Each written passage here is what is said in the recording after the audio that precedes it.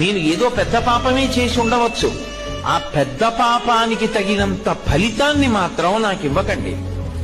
అంత పెద్ద అశుభవార్త నేను వినేటట్టుగా చేయకండి. దానివల్ల నేను తల్లడిల్లిపోయేటట్టుగా నన్ను మార్చకండి. జీవితాంతం ఏడవలసినంత పెద్ద పెద్ద శిక్షలు నాకు వెయ్యకండి.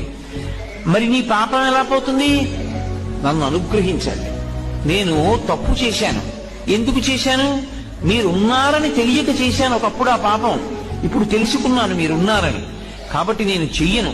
ఇప్పుడు నేను ప్రయత్నపూర్వకంగా ఏ తప్పు చెయ్యట్లేదు, కానీ అప్పుడు చేశాను.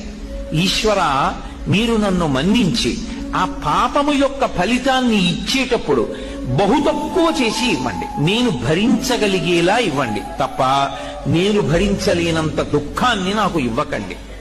ఇది నోటితో అడగక్కర్లేదు. ఈశ్వరుణ్ణి ప్రార్థన చేస్తాడు. వాడొకడు ఉన్నాడన్న నమ్మకం